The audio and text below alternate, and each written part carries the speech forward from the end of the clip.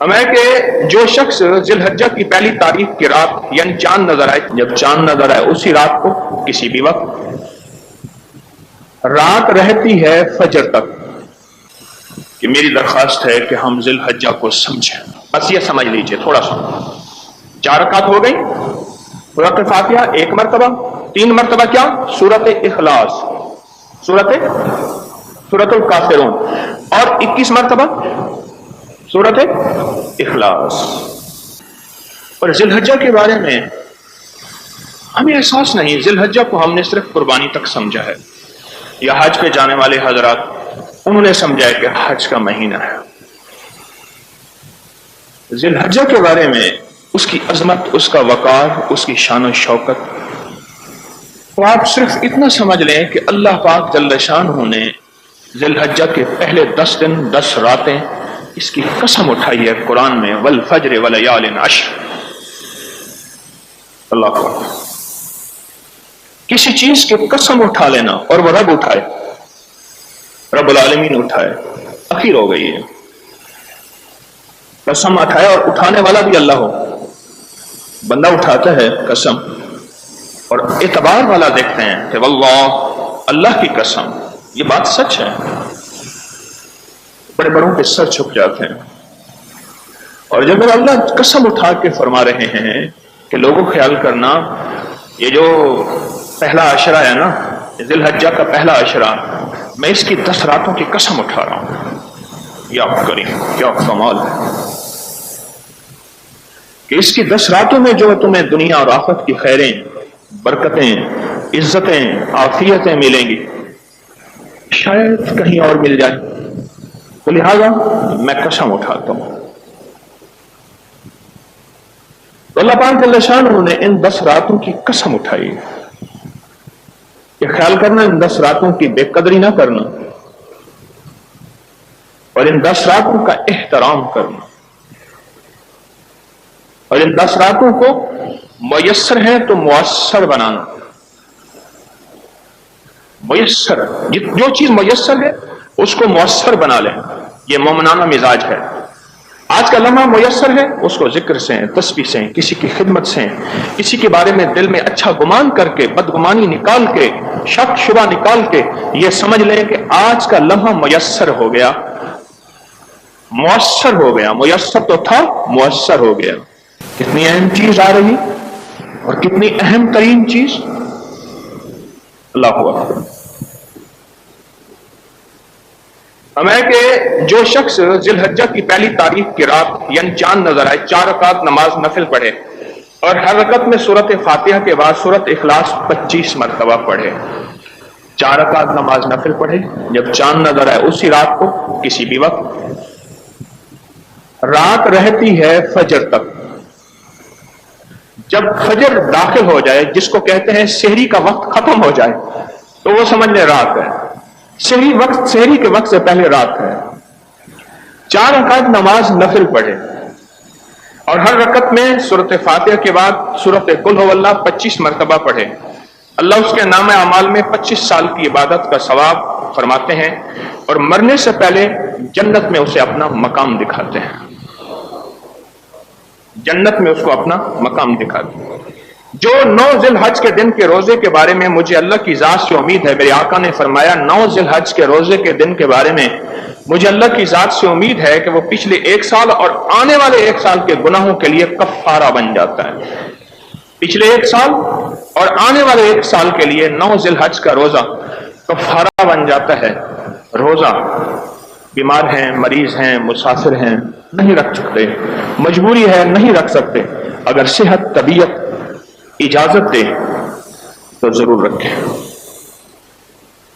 جو کوئی فرمایا کہ جو کوئی 9 ذی الحجہ کو 4 رکعت نماز نفل پڑھے کسی بھی وقت، اور ہر رکعت میں سورۃ فاتحہ کے بعد 3 مرتبہ سورۃ الکافرون قل یا ایھا الکافرون پڑھے، اور 21 مرتبہ سورۃ اخلاص پڑھے، ہر حاجت پوری ہوگی اور کوئی حاجت اس کی ٹلے گی نہیں۔ اس عمل کو پھر سنیے، 9 ذی الحج تو جو بندہ 4 رکعت نماز نفل پڑھے، جو مکروہ ایام ہیں، اوقات ہیں اس کے علاوہ، کہ ہر رکعت میں سورت فاتحہ کے بعد 3 مرتبہ سورت الکافرون اور 21 مرتبہ سورت اخلاص. بس یہ سمجھ لیجئے تھوڑا سا. 4 رکعت ہو گئی، سورت فاتحہ 1 مرتبہ، 3 مرتبہ کیا؟ سورت اخلاص، سورت الکافرون، اور 21 مرتبہ سورت اخلاص. 21 مرتبہ سورت اخلاص ہر رکعت میں. اور پھر اللہ سے جو حاجت مانگے اللہ قبول کرتا ہے. وہ دکھ ہیں، وہ غم ہیں، وہ پریشانیاں ہیں، وہ مسائل ہیں، وہ مشکلات ہیں، وہ ناکامیاں ہیں، وہ ذلتیں ہیں، وہ قلتیں ہیں، وہ علتیں ہیں، اللہ سے مانگے. کسی نے یہ نفل پڑھتے ہوئے دیکھا حضرت امام ابن سیرین رحمت اللہ علیہ، سبحان، کہ حضرت اس نفل کے بعد آپ کیا دعا مانگیں گے؟ فرمایا میں یہ دعا مانگوں کہ اللہ مسلمانوں کے لیے میرے دل کو صاف کر دے. تو انہوں نے کہا کہ حضرت آپ نے تو آدھی دعا مانگی. تو فرمایا پوری کیسے ہوگی؟ فرمایا آپ امت کے لیے فرماتے، امت میں مسلم غیر مسلم سب، کہ اللہ سب کے لیے میرے دل کو پاک اور صاف کر دے. فرمایا اللہ تجھے جزائے خیر دے، تو نے میرے عمل کی تکمیل کر دی، تو نے میرے عمل کی تکمیل کر دی. حضرت پیرانی پیر شیخ عبد القادر جیلانی رحمت اللہ علیہ کا جنازہ جا رہا تھا. ایک شخص سب سے زیادہ رو رہا تھا، بہت زیادہ. حضرت کے خدام قریب لوگوں نے کہا آج تک اس کو دیکھا تو نہیں کبھی حضرت کی محفل میں، مجلس میں، کون ہے یہ جس کو اتنا غم ہے کہ ایک اللہ کا ولی اس دنیا سے رخصت ہو گیا؟ تو پوچھا تو کون ہے؟ کہا میں حضرت کا پڑوسی ہوں، محلے دار ہوں. میں ساری عمر ان کے بارے میں بدگمانیاں کرتا رہا، لوگوں نے کہانیاں بیان کی، میں سنتا رہا اور اسی بدگمانی اور شک میں رہا. آج رات میں نے خواب دیکھا کہ ہمارا ایک دوست اس دنیا سے رخصت ہو گیا، دنیا یتیم ہو گئی. میں نے پوچھا وہ کون ہے؟ کہا تیرا پڑوسی عبد القادر رحمت اللہ تعالی علیہ. اور کہا کہ میں ان کے وصال پہ نہیں رو رہا، ہر ذی روح نے جانا ہے، اپنی محرومی پہ رو رہا ہوں کہ میں ساری عمر شک وسوسے بدگمانیوں میں بے قدری کرتا رہا اور بے قدری مجھے کھا گئی اور میں ان کے فیض اور برکات سے محروم رہ گیا. میں بعض اوقات حیران ہوتا ہوں، اللہ نے اپنے حبیب کی قدر سکھائی ہے. آج بھی روضہ اطہر کی جالیوں کے اوپر وہ آیت لکھی ہوئی ہیں، لا ترفعوا اصواتکم فوق صوت النبی. خیال کرنا، قدر کی اتنی انتہا کرنا کہ میرے حبیب کی آواز سے بھی اونچی آواز نہ ہو. آپ کے لعاب مبارک کا قدر، آپ کے وضو کا پانی اس کا قدر، آپ کی زندگی کے ہر لمحے کا قدر سکھایا، ادب سکھایا، عظمت سکھائی. جس ہستی کے دل میں عظمت ہوتی ہے اس کی ماننا آسان ہوتی ہے، اور اگر عظمت نہیں ہوتی تو پھر بات کے کیڑے نکالتا ہے، لاجک اور جسٹیفیکیشن اور وضاحتیں اور پتہ نہیں کیا کچھ کرتا ہے. اس لیے ہمارے اسلاف نے، ہمارے بڑوں نے ماں باپ کا ادب سکھایا ہے. ادب ہوگا تو ماننا ہوگا، اور ماں کے بارے میں 3 دفعہ فرمایا ہے، 4تھی دفعہ باپ کا فرمایا ہے، ادب ہوگا تو ماننا ہوگا. مرشد کا ادب سکھایا ہے، ادب ہوگا تو ماننا ہوگا. مرشدہ دیدار ہے باہو من لاکھ کروڑوں حجہ ہو. اس سے مراد حج کا انکار نہیں ہے.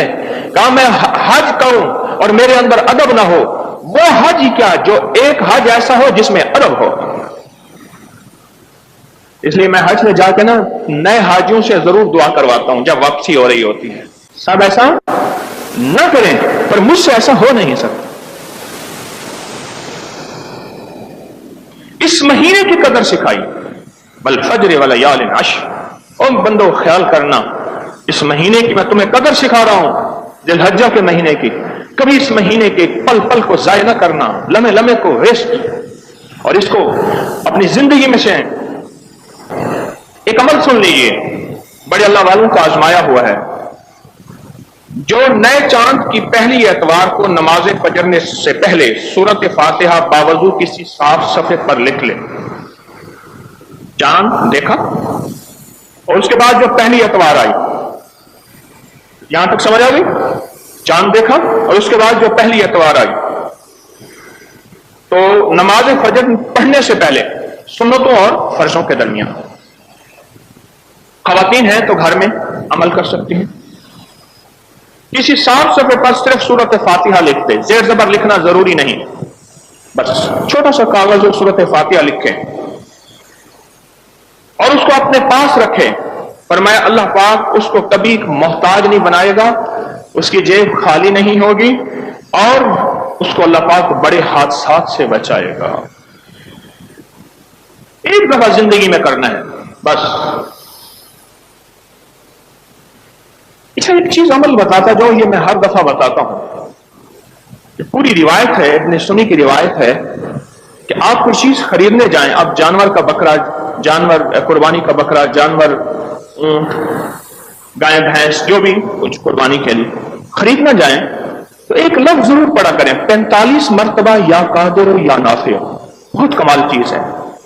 आप कोई शॉपिंग करना चाहें, कोई खरीदारी करना चाहें, किसी सफर में जाना चाहें, किसी अज़्म में रहना चाहें, आप पेपर देना चाहें, आप इंटरव्यू देना चाहें, आप किसी मुकदमे अदालत कचहरी में, किसी अफसर में, किसी ऐसी जगह जहां गरज है, कहीं आप जाना चाहें, अगर सिर्फ 45 मरतबा या कादिरो या नाफियो, या कादिरो या नाफियो अगर ये पढ़ लें, अल्लाह गैब के खजाने से ऐसे असबाब पैदा फरमाते हैं कि गैबी निजाम मुतवज्जह होता है और गैबी निजाम आपके सारे काम करवा देता है। और वो सौदा खरीदते हुए, वो सामान खरीदते हुए, जैसे कुर्बानी के लिए कोई जानवर खरीदना है, अगर आप ला खिलाबा पढ़ें, ला खिलाबा, नीचे जेर है, मुकम्मल रिवायत है, मुस्तनद रिवायत है। फिर इब्न सीरीन का वाक़या आया था। ये जैतून के बहुत बड़े ताजर थे, इमाम इब्न सीरीन ताबीर के बड़े इमाम थे, बड़े इमाम थे ताबीर के। और मैंने जब भी ला खिलाबा पढ़ा, ना मुझे नुकसान पहुंचा, ना घाटा हुआ, ना धोखा हुआ, ना घाटा धोखा ना नुकसान, बल्कि मेरा तिजारत में रही कि मैंने जब भी कोई चीज खरीदो फरोख्त में ला खिलाबा पढ़ा। और इसके वाक़यात हैं, कई लोगों ने हमें खत में लिखा। ये मैं कुर्बानी के जानवर के लिए अर्ज कर रहा हूं, वो भी जरूरी है, अगर जो साहिब इस्तेताअत है, जिसको कुर्बानी करनी है, उनके लिए अर्ज कर रहा हूं।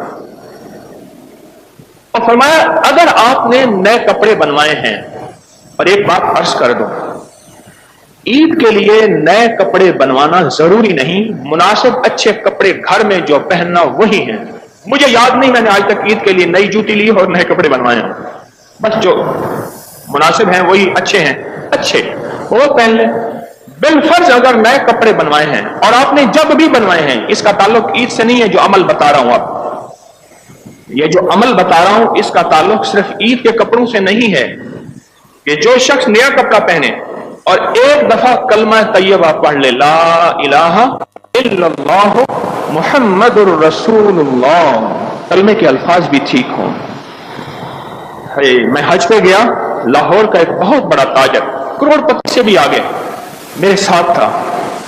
मैं समझा भाई इसका कलमा, तो मैंने कहा चौधरी साहब आप मेरा कलमा सुन लें। मेरे शेख रहमतुल्लाह अलैह फरमाते थे, उनकी कश्फ की निगाह थी, मेरी वो निगाह नहीं है, ना मुझे कोई दावा है विलायत का, कश्फ का। फरमाते थे कि मैं बाज जनाजों को देखता हूं, बोल काम अमल की वजह से ईमान उनका कब का छिन चुका होता है और लोग उनका जनाजा पढ़ रहे होते हैं। आज हम ईमान की तजदीद की नियत करते हुए, आप भी पूरी दुनिया में लाइव, इस वक्त पूरी दुनिया हमारे साथ